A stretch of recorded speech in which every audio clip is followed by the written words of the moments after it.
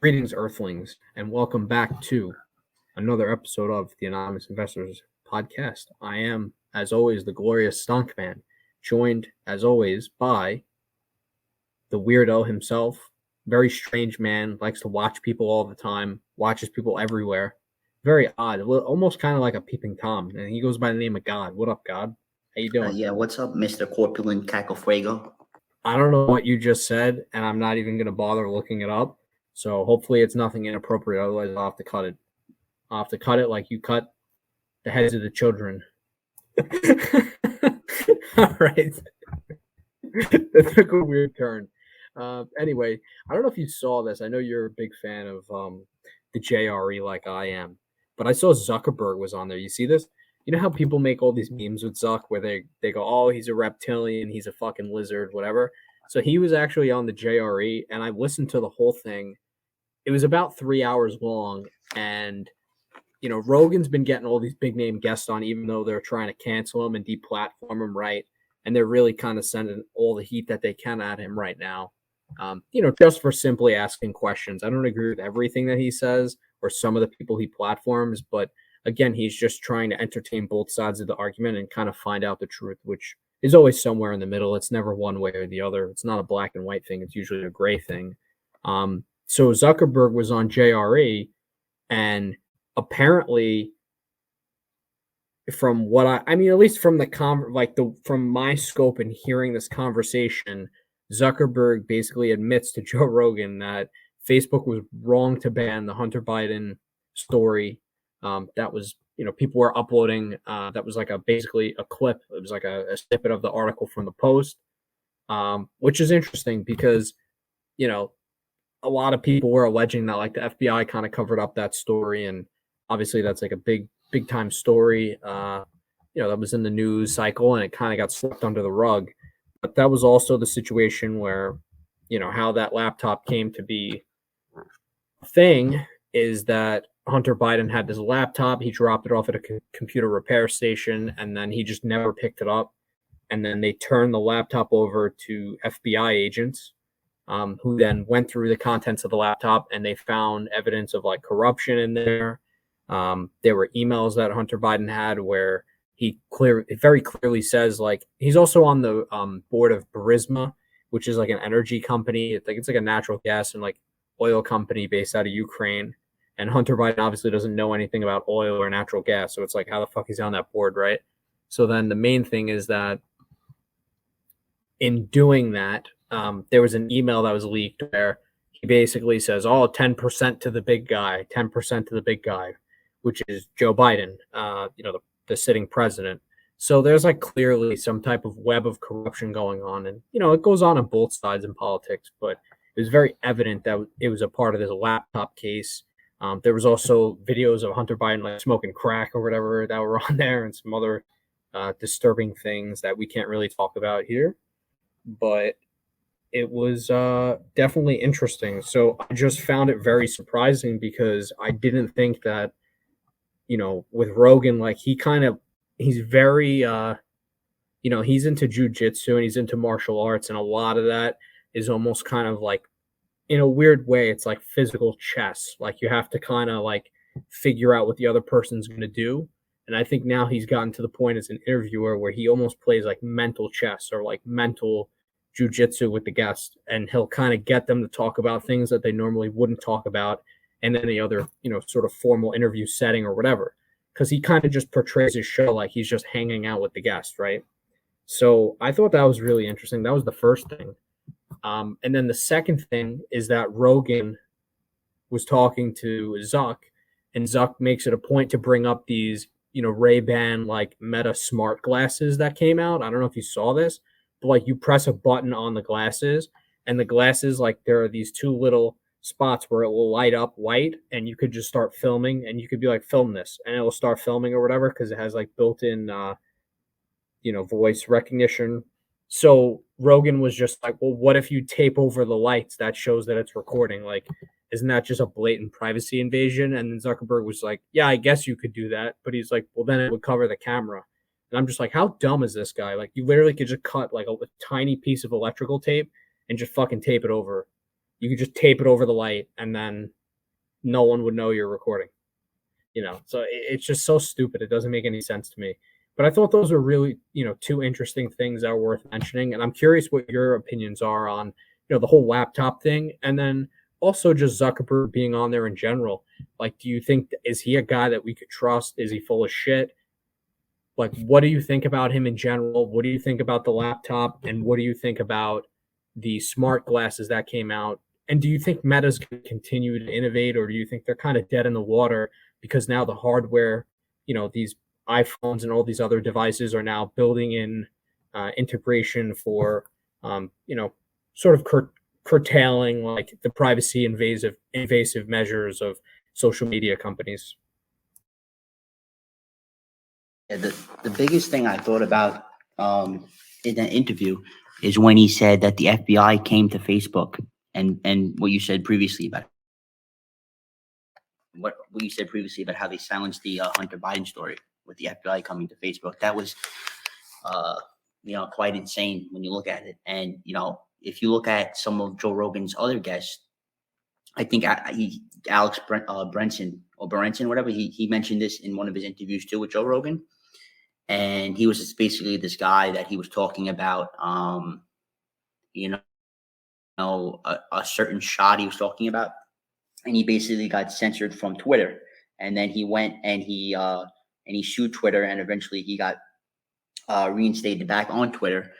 And he used the law. He used the fact that Twitter is seen as like this kind of town square, and in the California Constitution, he used the argument of like the Pruneyard Shopping Center versus Robbins, which was this case in the 1980s, where they said even though like the mall is a like a private place or a private building and such, you can't stop protesters from entering the building. So this was like a recent case that just got put in, and he's able to like dispose two of Twitter's executives. So it's going to be interesting to see what comes out of that.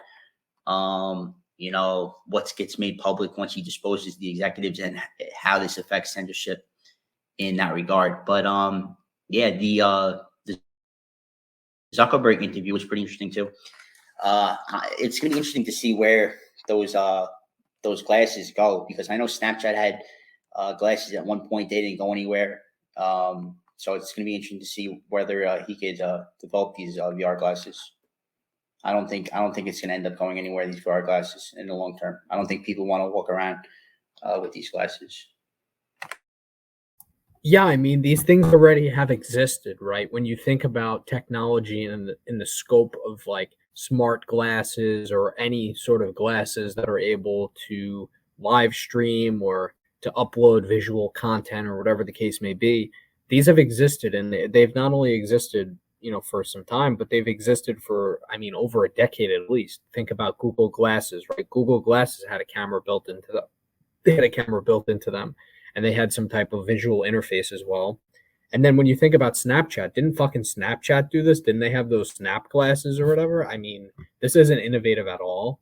The other thing is that on the JRE, Zuck is just really kind of talking about the metaverse and building your own little avatar that kind of looks like you and has like the same type of like facial recognition. So I guess that's cool. It could pick up like any patterns with like facial recognition. So if you're like happy and you're smiling, like the thing will pick up that you're smiling and you're all happy and shit.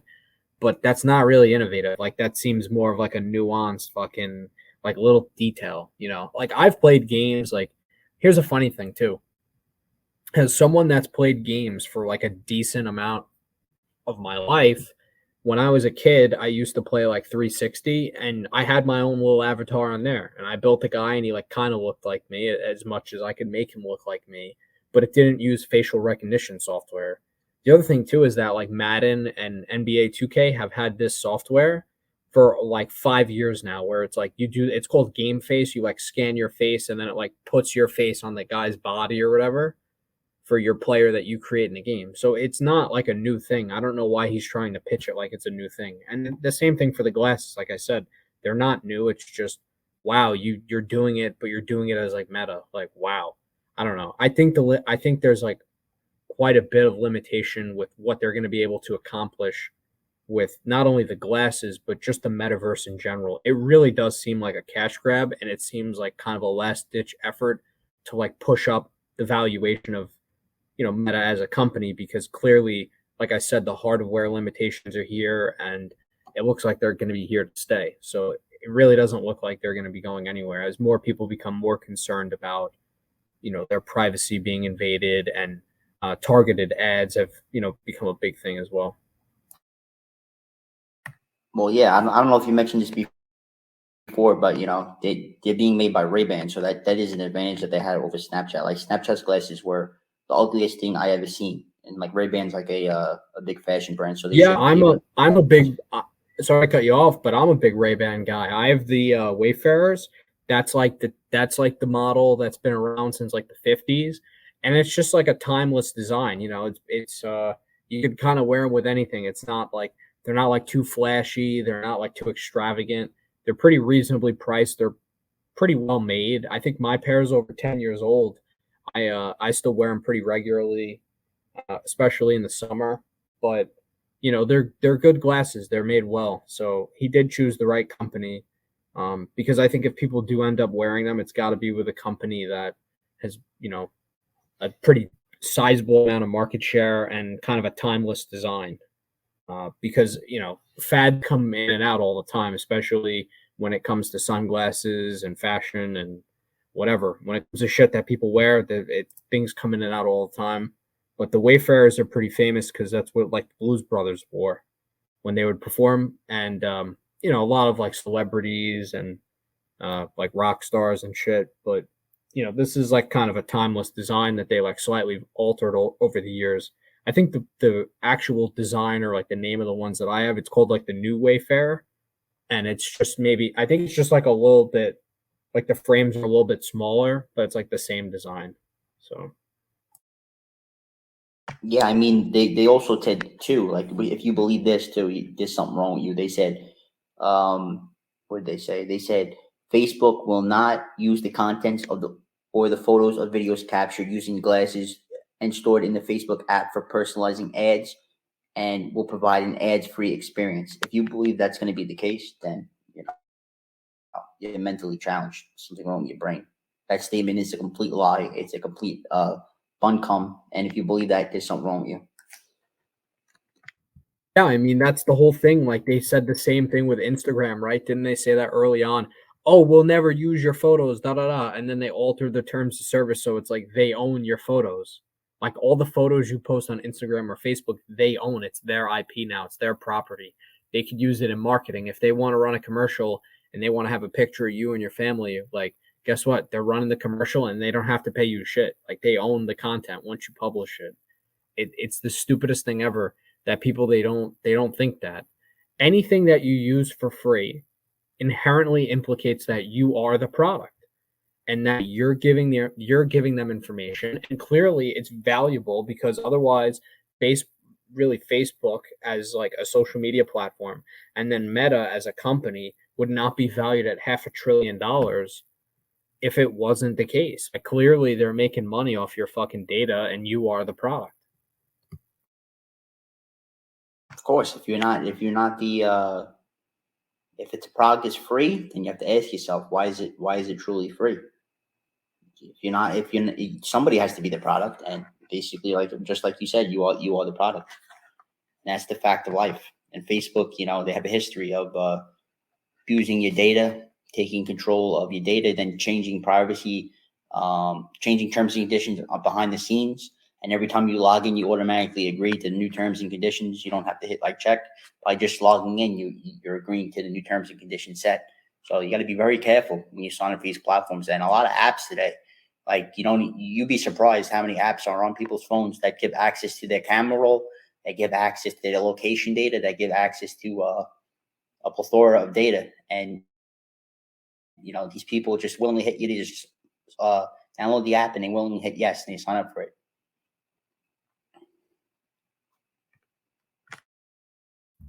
Yeah, I mean, and you're talking a lot about products and all the things that kind of come with that, but there's been a lot of crazy stuff going on, and especially within that realm of products.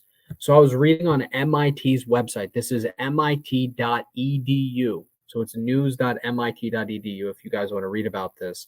And there was this huge breakthrough that was found where researchers, they claim that they found a material that can perform much better than silicon in semiconductors, which is pretty incredible.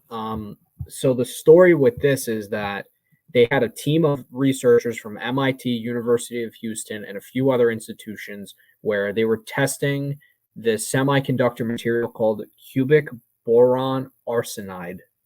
I know, right? Cubic boron arsenide. And basically they're testing the properties of this material and use as a semiconductor. And the results that they've found have been very encouraging. And they're arguing that it has high mobility to both electrons and holes and also has excellent thermal conductivity, which is integral for semiconductors, right? Because it's just all about transflowing electrical currents to power the device or to power chips for whatever you need.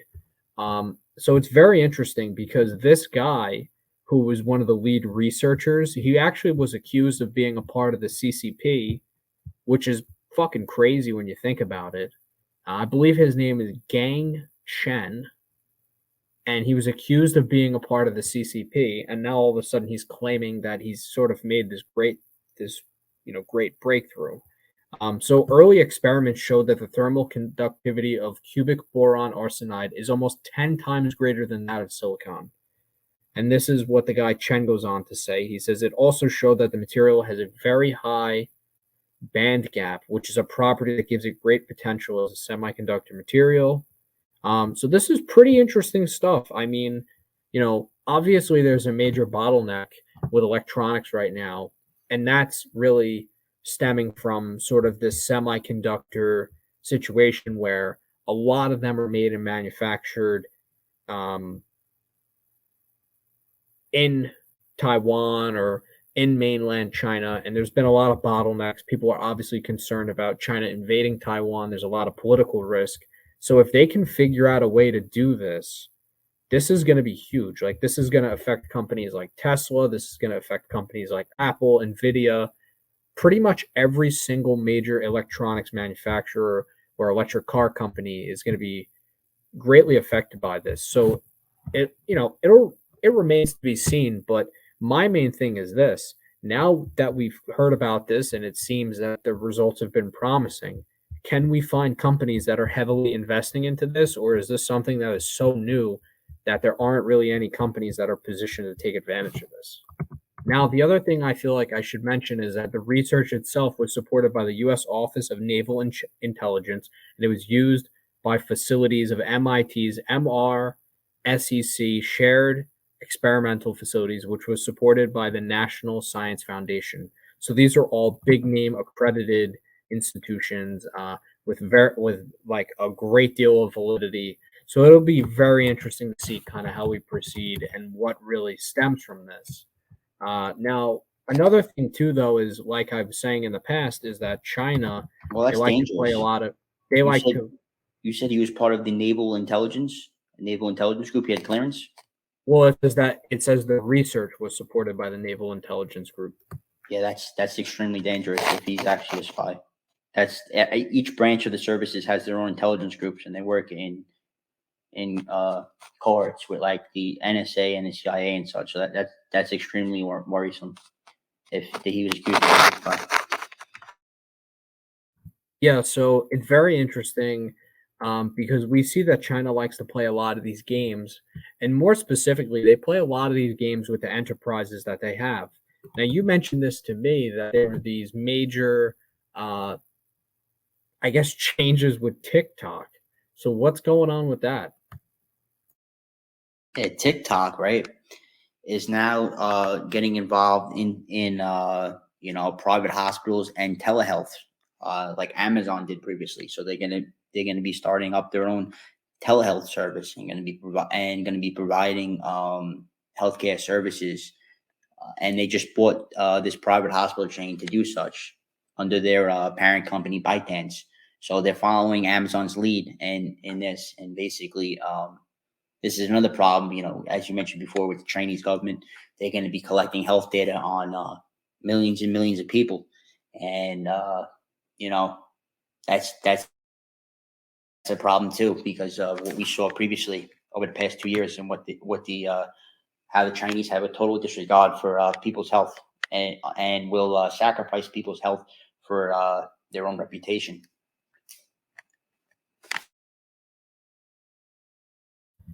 Yeah, I think Amazon actually got out of that telehealth space. I was reading that pretty recently. I want to say within the last 2 weeks or so, I saw a headline about that. Maybe you could fact check me on that in the meantime. But I think they got out of that telehealth thing, or at least they were exploring the opportunity to get out of that because they didn't think it was a profitable space for them anymore. Unless I'm thinking of another company. But there was a big company very recently that's getting out of that telehealth space. But yeah, that'll be real interesting to see.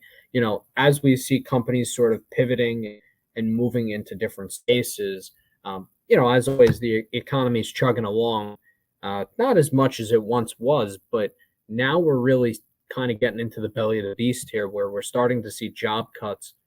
So one of the big things here, just to kind of give like an overview for job updates for these companies, is like Peloton. I know that's one of your favorite companies. Clearly they have their own that incredible proprietary IP. Treadmills like very innovative, right? I'll Treadmills tell are you very this: innovative, right? every one of those gym companies, those you know Beachbody, Peloton, they all go bankrupt. They're all nonsense. It's a commodity. There's nothing special to it. Like, you think you can make a bicycle better than the next guy? No, you can't. All bicycles are the same. It's going to be the one that can make it the cheapest. It's going to win. They're not anything It's special. all about not with these companies. It's all about not trying to reinvent the wheel. What they try to do that makes it proprietary is they try to make it so that you're in like a group setting or a group class, right?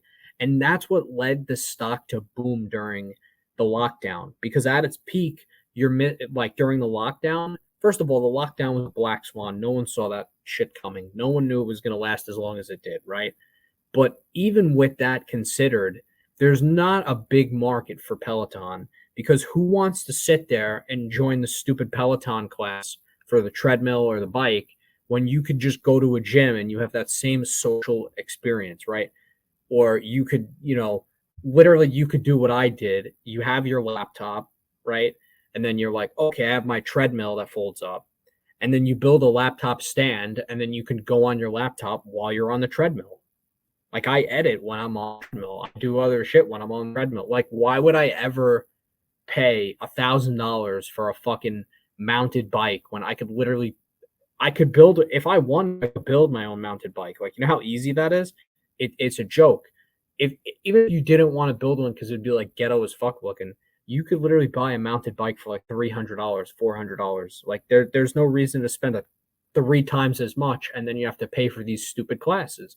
There's nothing proprietary about building a treadmill or building a bike. Like, there's nothing that's that different than what I have.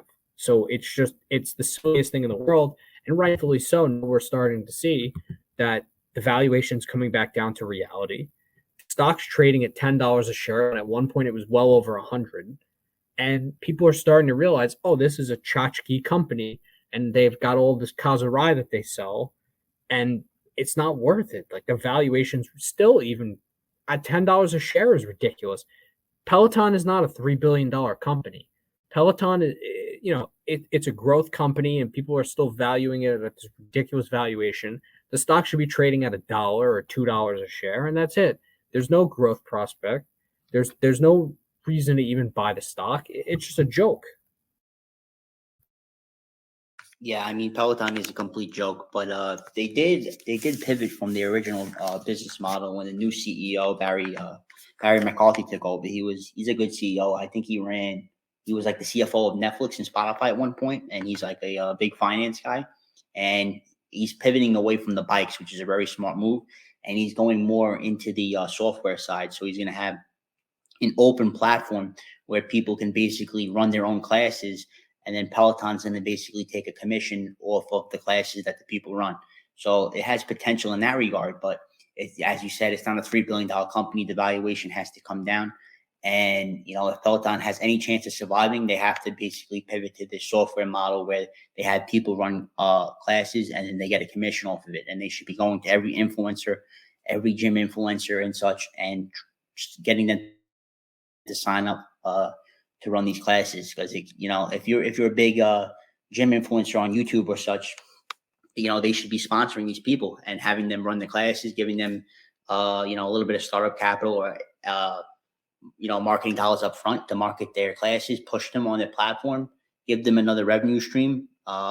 We see ad rates are down. So some of these creators could use extra money in these tough times as ad rates get cut, and, give people a way to make money and grow with the brand of Peloton. And, if you do good by other people and you make them money, then they're going to make you money and be willing to give you a commission off of their gym class sales. And you kind of build this ecosystem, and you get economies of scale. And just like Facebook, Twitter, and all these other companies, you get this this social media effect, and then it booms.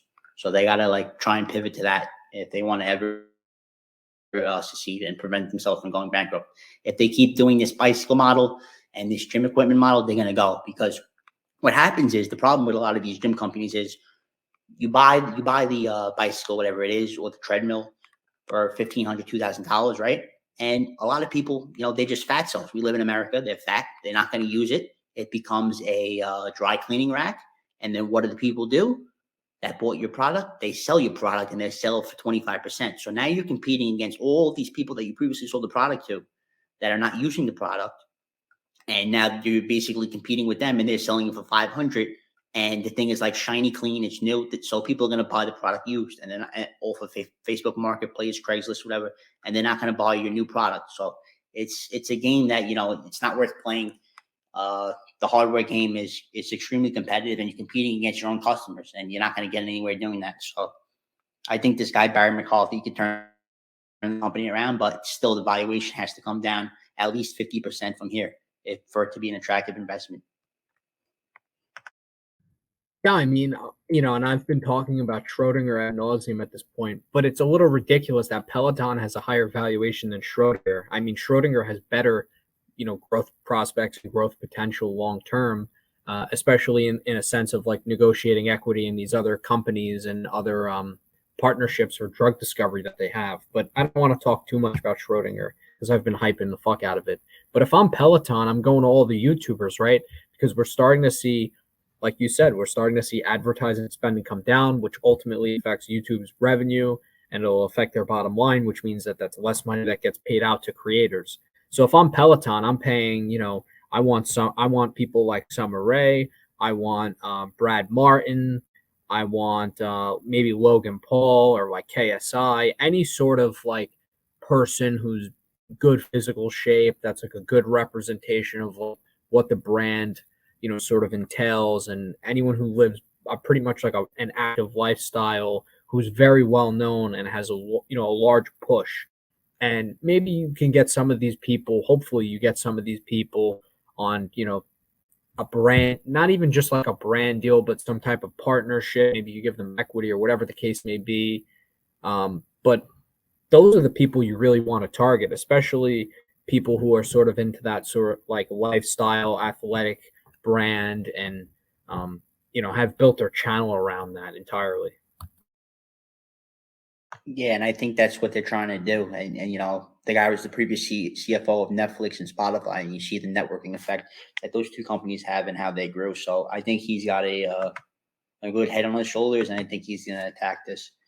And I think Peloton has a chance in the long run, but I think they're screwed right now. I wouldn't look into investing in that company anytime soon. You have to see the big names come on, like the Hodge twins, CT Fletcher, or whatever, as you said, Bradley Martin. All those people have to sign up first, and you have to see some Summer Rae too. You gotta get Summer Rae. You need a girl that's very active, that people like, that's very smart, and you got to get the glute models. You got to get her. You got to get Jen Selter too. You got to get all those girls. Power to the glutes. That's right. You got to get those models. That's going to attract the simps on your platform. There's a great networking effect when it comes to simps.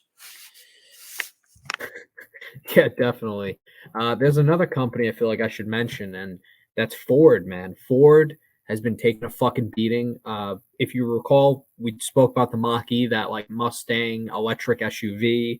It was such a cash grab. It is kind of cool looking, but the problem is that it is not a Mustang; it's an SUV, and the They big raised the problem with price this for that, right? SUV, really, they had okay. So remember this? I mentioned this before. 9,000. Wow, that is bullshit. They recalled half of them on the road. They produced 100,000 of them in the last 2.5 years, and 49,000 of the 100,000 were recalled. And that was because of an engine shutoff problem that it had, where the car would just stop running literally while you're on the highway, which is insane because the car is about as useful as a fucking brick then. You not only put yourself at risk driving at high speeds on the highway, but you put other people at risk, which is very dangerous. But I digress. Ford actually cut 3,000 jobs this past week. And another big hit to them was they lost a $1.7 billion lawsuit where a Ford F-250 pickup truck rolled over, which is fucking nuts. So Ford, it's been a horrible week for them. 3,000 jobs out the window, and they lost that $1.7 billion case where the Ford F-250 rolled over, and the plaintiff argued that the Ford F-250 safety precautions were not enough to stop the car from rolling over, and that Ford basically falsely advertised that the truck was safer than it actually was. So that is big because in losing that lawsuit, they not only have to pay out, but now they have to go ahead and completely revise some of the safety precautions and protocols and advertising materials that they put out for that model in particular. And the Ford F-250 is one of the best selling vehicles in America. So that's a lot of work they have ahead of them. And it just comes down to this. The automotive industry and car companies in general are so fucking slow to innovate and so slow to make any changes that they're just dinosaurs, most of them. That's why I like Tesla. I actually don't like I don't know how I would feel or if I'd be able to get comfortable driving a car where I didn't hear the car accelerating, but I like Tesla in a sense that they're really just a software company that also happens to make cars because they with the software they have, it's proprietary, and the fact that they can update, they can just be like, all right, let's do a software update for all the Model 3s to like make them slightly faster or to input whatever. All those guys are Silicon Valley guys. They're back end software engineers and front end software engineers. And it's just like they don't really know too much about cars, but they know enough about physics to kind of design these cars to where they're ergonomic, they're aerodynamic, the acceleration's good, and the handling is good. So I guess not to get too far into like the engineering of Teslas, but this is something that you might find interesting is that they're actually designed with very strategically with a low polar moment of inertia, which means that the car handles better and it's more aerodynamic and it can accelerate faster because of this. So in a sense, like the low polar moment of inertia just means that the battery weight distribution is evenly split and it's based within the frame of the car and it's not front loaded or back loaded. It's just the weight distribution is like pretty even. So that's something that's interesting. But yeah, no, Ford I think is dead in the water, and I'm curious what you think is going to happen as a result of this lawsuit, and really like where does Ford go from here? Well, Ford, just like a lot of other companies, right? You see what California is doing with where they have to they're banning gas powered cars by 2035. They're gonna have to move more into electric. The Mach-E is, I think that's the only electric car that Ford has at this point. And Tesla's miles and miles ahead of the competition. Did you see what this Vermin did on YouTube? He posted a video about Tesla, right? He had this Tesla car, and he put his kids in front of the car, and he was running this experiment, and he was like driving the Tesla car towards his kids, and he posted a video on YouTube, and he was basically trying to show like, oh, the autopilot doesn't work. Okay, first of all, you're a total riffraff for doing that. if say it doesn't work, right? What are you going to do? Run over your kid? If it doesn't work, that's totally, totally, totally unacceptable and That's stupid. very irresponsible, and I think CPS should be contacted, and his kids should be possibly taken away from him for just even thinking about putting your kids in danger. I Is a agree. huge fucking Right, threat. I agree. Why? Right. Why would you do something like that? So he basically was doing this experiment where he kept putting, his kids in front of the car and was, like basically see if it worked. So if it doesn't work, what do? You run them over. And this is my favorite part about the whole entire thing, right? So he posted the video on YouTube, and this is one of the times where I'm in favor of the band hammer going down and the video getting taken down. So, Elon, he's good friends with my boy Larry Page. You know who Larry Page is, right? He's basically the founder Of course, the co-founder of Google. Right. Larry Page and Sergey Brin. That's a good connection right there. So the video gets taken down and the notice gets put out that this is an endangerment to the community.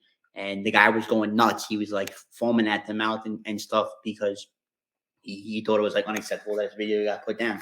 But too bad. You're encouraging kids to basically go in front of the cars and get run over. So can't be doing stuff like that, buddy.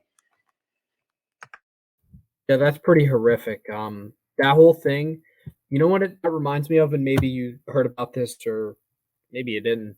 It reminds me kind of like that Daddy 05 channel that was around. It was pretty popular a couple years back, but it was like this dad that would do these vlogs, and then he realized that by doing these pranks with his kids in them, he'd be able to kind of garner more attention. But the pranks obviously got out of hand because he specifically targeted his kids.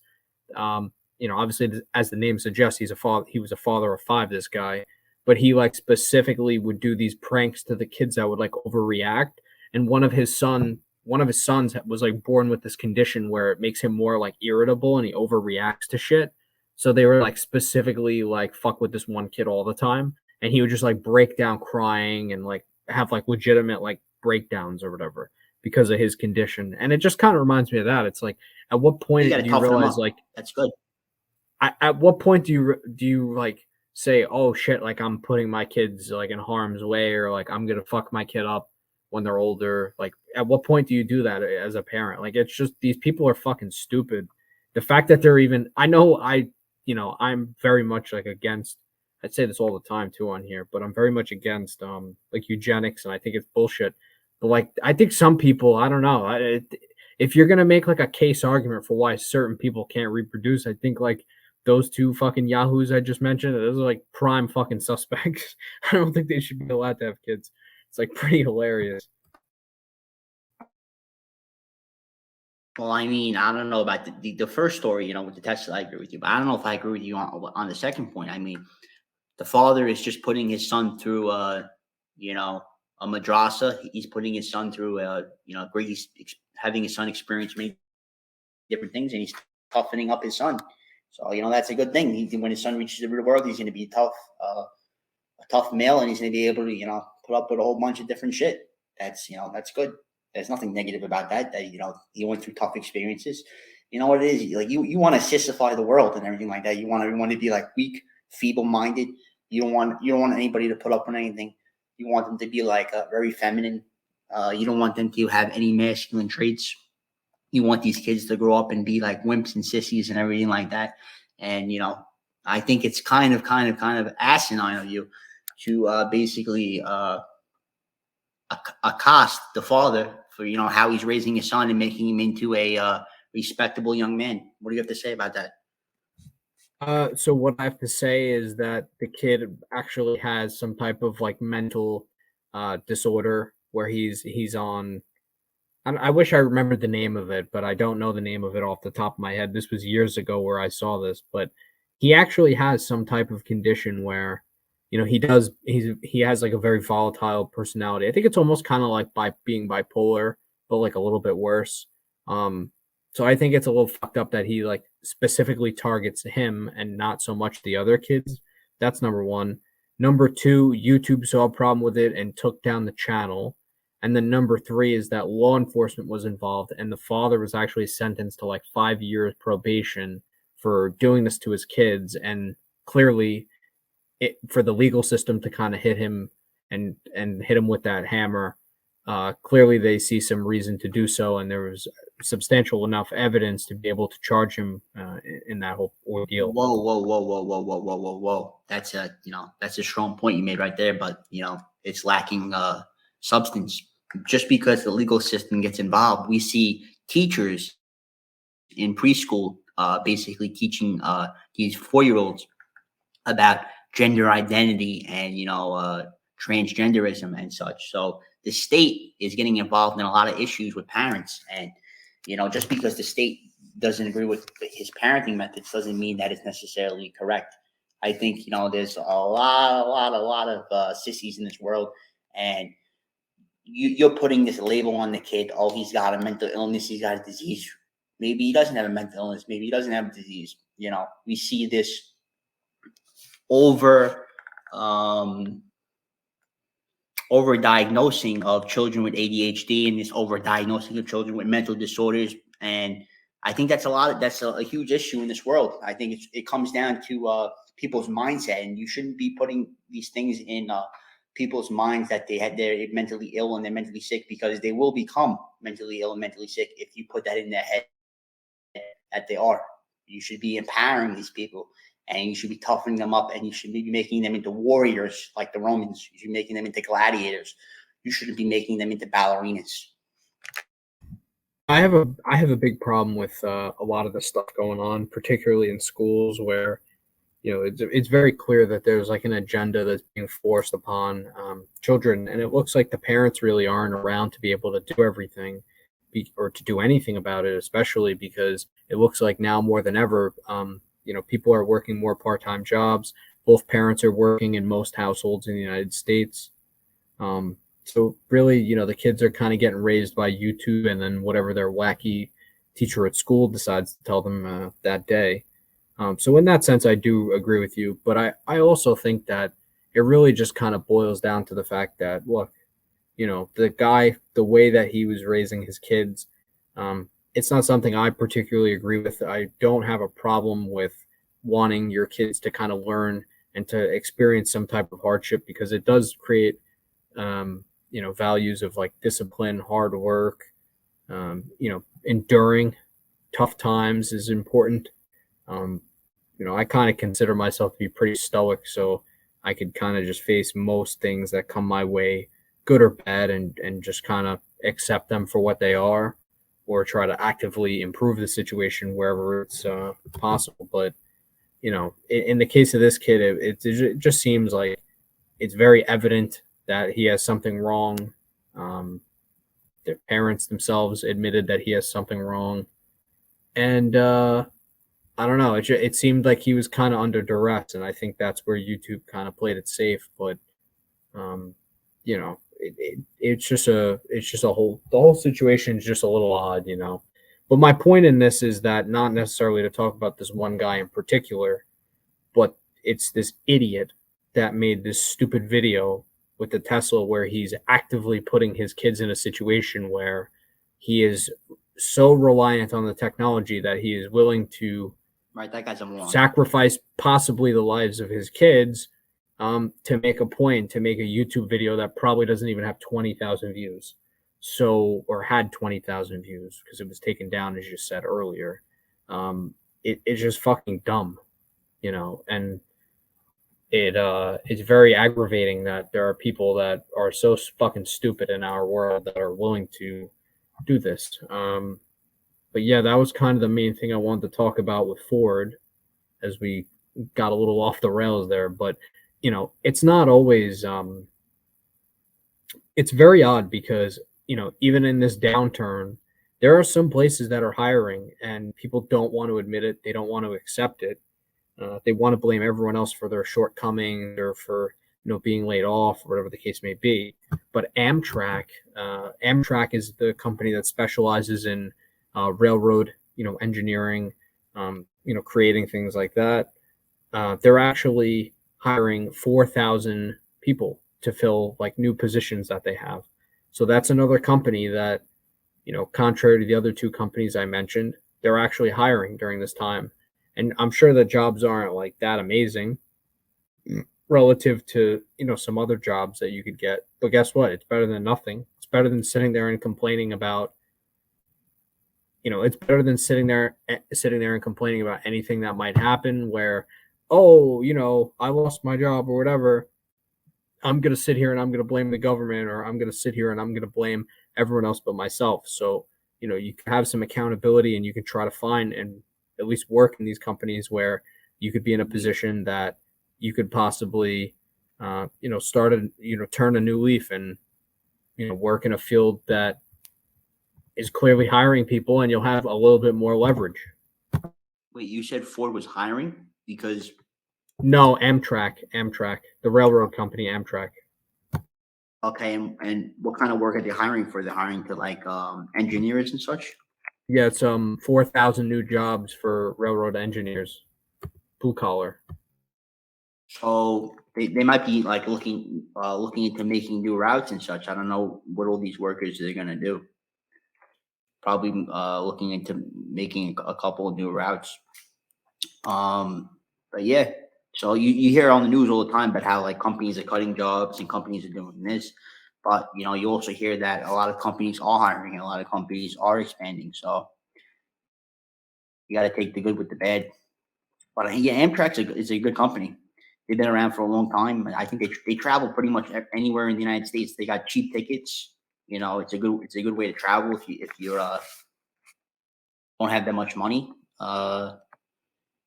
They run a good shop. It's pretty. They trains that they have and they run are pretty safe. They run pretty efficiently. I think they run 24/7 too. They operate 24/7 and under all different kinds of weather conditions. So you know how like you ride a plane and such, and they say, "Oh, we're grounded," and then you have to wait on the plane for like hours until the weather clears. Like you don't see that problem with Amtrak and different train companies. So Amtrak is it's a good way to travel. I highly encourage people to ride on Amtrak.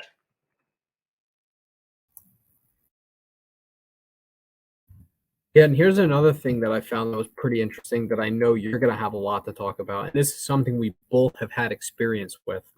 So it just came out that the US and China are nearing a deal to audit New York listed, publicly traded Chinese companies. And you and I have so much experience with this that it is hilarious.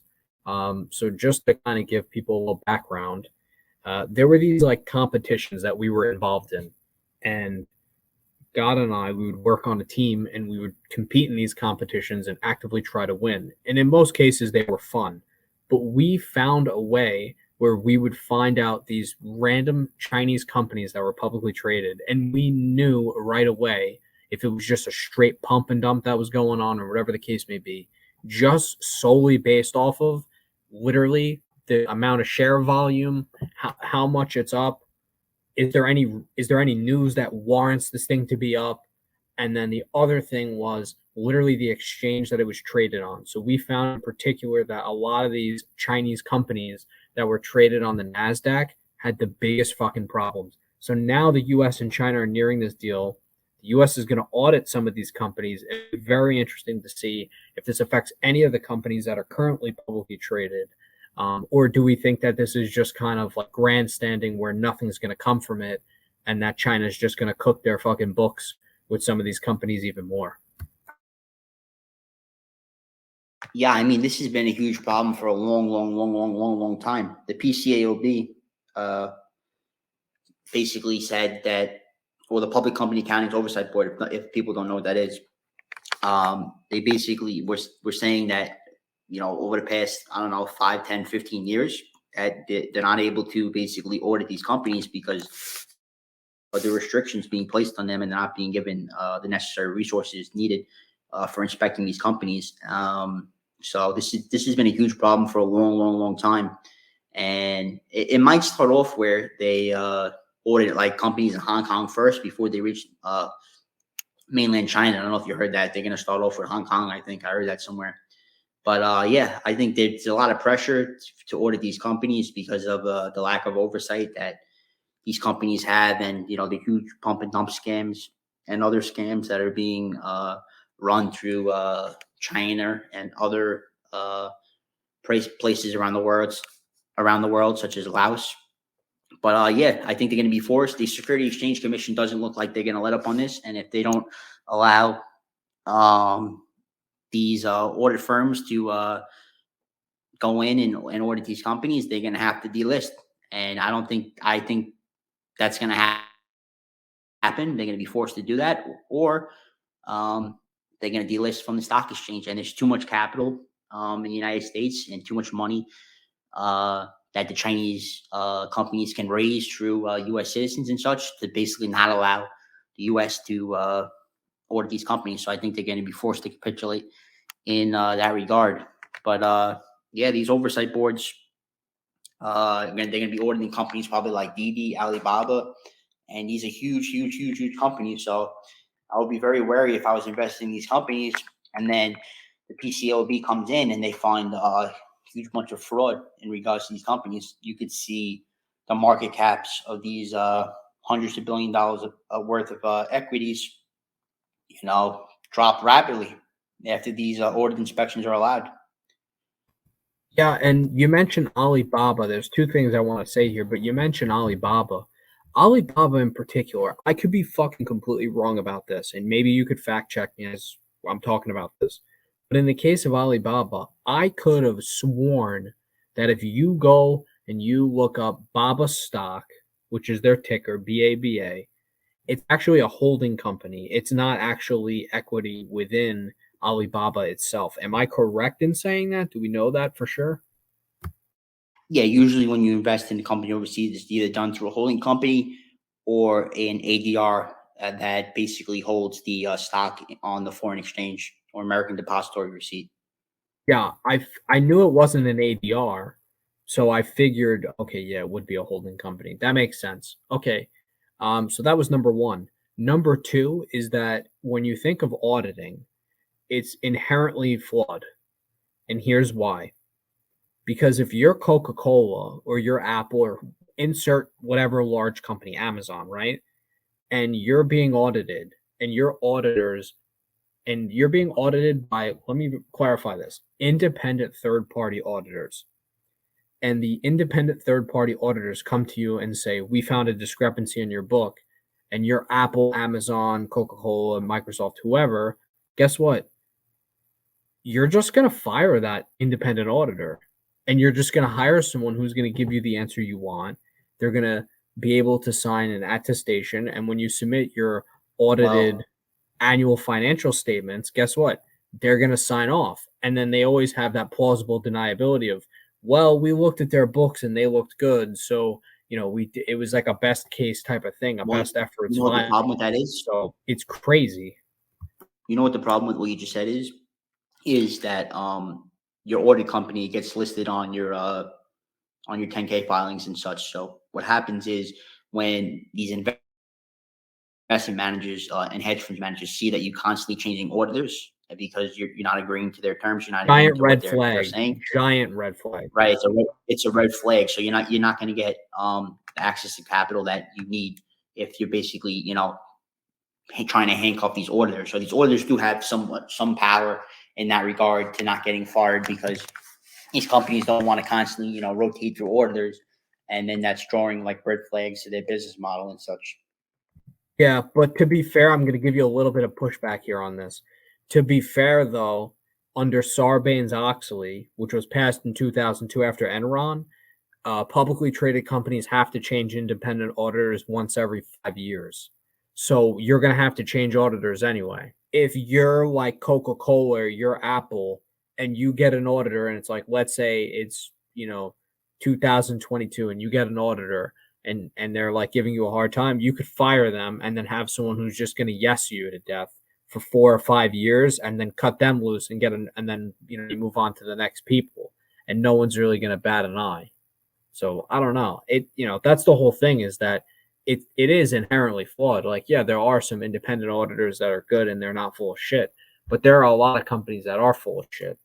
And particularly, a lot of the larger companies are full of shit. Like, like the whole big four or whatever, like they're all full of shit, and the thing is that they just swap between, Deloitte, they'll say like, oh, this company, Deloitte does the audit engagement for this set of 5 years. Then they go to PwC, then they go to KPMG, then they go to fucking EY, like whatever.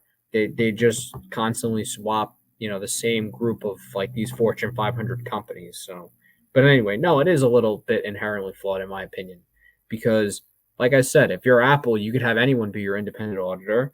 And now when you think about it, the value proposition for the auditor itself is that they can kind of pitch people and say, hey, we have some giant tech companies, household names, whatever. And then I guess if Apple's okay with kind of that independent auditor name dropping them, even though it is a little unprofessional to do so, they can kind of do that. And that's how they can pitch and bring in new business. Because if I'm an independent auditor and I have Apple as a client and Apple's okay with me kind of name dropping, even though, like I said, it is very unprofessional to do so, I would go to you and let's say you're Microsoft and I'd be like, hey, well, we do Apple, it's fucking Apple, like whatever. And then if you're Microsoft, you might be like, oh, these guys are good. Apple does business with them and Apple's done business with them for the last, 3 years or whatever. So, it's almost, it adds validity to the independent auditor's reputation in itself.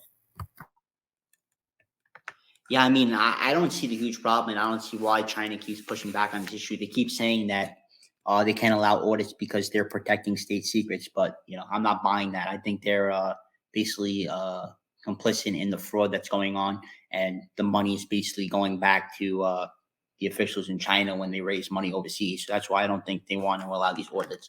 And they keep saying, "Oh, we're not going to allow the audits under protecting state secrets," but giving auditors financial documents, you're not really protecting state secrets. So I don't see the reasoning behind what's going on there. But you know what that means, right? Did you see what happened with Twitter? What is that? That's your little Twitter bird thing? That's a whistle, because recently we saw a whistleblower come forward. And, this whistleblower is going to be protecting Elon Musk in his case. So the Washington Post just came out with an article, and it was put out that a whistleblower came forward, and he's the former Twitter security chief. His name is Peter ZUCK, right? And he came forward about Twitter's spam problem, bot problem, and their lax security measures that Twitter has. He basically, described Twitter as basically like a chaotic working place, how it's chaotic and it's not organized. There's a lot of infighting within Twitter about their censorship policies, and how their daily users are complete and utter nonsense and they're made up, and that they're not accurate in that regard. And he brought up a lot of concerns about their cybersecurity measures and how they violated a settlement in 2013 by the FTC in regards to upping and beefing up their cybersecurity. And this is the most surprising thing that came out of the whistleblower thing. Basically, the Indian government went to Twitter, and they basically said that since you have lax cybersecurity measures put in place, right, you have to hire an Indian spy, and they have to have full and utter access to all user data, all user DMs, and all of basically all user data on the Twitter platform. And they knowingly hired an Indian spy to work at Twitter. So this brings up a lot of concerns. Is that they were willingly if they were willing to hire a Indian spy, what other countries were they willing to hire spies from to work for Twitter? You see the MBS has basically put in a couple of spies at Twitter in that regard also. But you have to ask, basically every federal government, probably Twitter hired a spy to put on their payroll. And basically the State Department should come knocking on Twitter's door and should be asking them why they did so if they're not already aware of what Twitter was doing in that regard. So this is a huge whistleblower complaint that's being put out. And I think Twitter is going to be in serious trouble.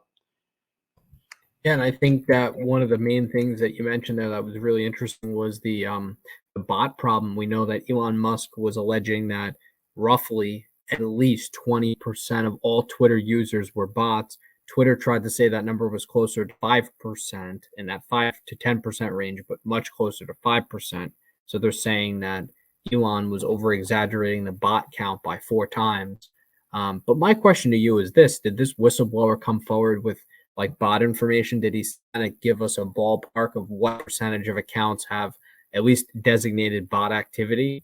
I'm really interested to see that, because maybe it's possible that we could see some of this stuff included in the lawsuit that's currently, unfolding before us with Twitter and Elon Musk. Yes, he did come forward with information on bots. He basically said, I think he said that basically they were incentivized to basically have bots or create these fake accounts because executives' bonuses were based on users on the platform. And it basically, their bonus was in direct regard to the total users on the platform. And basically, the way they counted users, or the way they basically put in this bot problem or counted these spam accounts, is they counted it based off of monetizable Daily active users and Yep. not daily active users. So they basically changed the denominator. They basically changed the total percentage. Instead of looking at the true numbers, it's basically like you're going around and you have an ice cream cone and you're measuring the top of the cone instead of measuring the whole entire cone. That's basically what they're doing. They're just going around in circles and measuring what they want to measure instead of focusing on the true problem. And they were incentivized to do this because their bonuses were based on users on the platform. So they don't want to get rid of these spam accounts because it's going to affect their bonuses and it's going to affect the total valuation of their Twitter stock if they get rid of spam accounts, because we know advertiser revenue is based on how many users you could reach. Yeah, and I did mention this in the past, but that was the main thing with Twitter, was that they kept changing their metrics for measuring engagement on the platform. They went from daily active users to monthly active users to monetizable daily active users. And I actually likened it, if you recall, I likened it to shuffling deck chairs on the Titanic. And it certainly seems like that's the case. I think that Twitter is pretty much a dead platform as it is now. There are people who do use it quite a bit. A few big accounts that tweet somewhat regularly, like Elon Musk, or in the case of Trump when he was there, and then Kanye. I don't think people really engage with Twitter all that much. So it's an interesting thing. But like I said, they kept changing the metrics, and that was tell right there. Any situation with these companies, specifically within tech or that social media space, the user base is everything. It's how you pitch advertisers, it's how you pitch investors, it's how you pitch your sort of growth proposition for the company itself. Any situation where you're constantly changing those metrics is a giant red flag, and it's something that everyone should be aware of. Yeah, he also went after the executives at Twitter because when he worked there, basically he said the executives they wouldn't let him contact the board of directors to basically discuss this issue, and they were shielding him. He was tasked with the job of getting this information, and basically the executives wouldn't let him get in contact with the board of directors. So he's basically saying that Parag and other people on the team at Twitter basically scrubbed this information, and they knowingly committed fraud to hide the true extent of the company's problems at Twitter.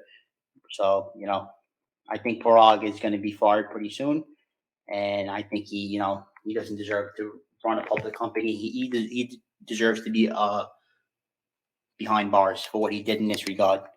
And I think this strengthens Elon Musk's case to a large degree because of the fraud that's going on.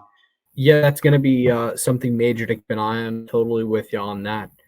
And you know what else you should keep an eye on? The next episode, because this one is over. Peace out, everyone. Bye bye.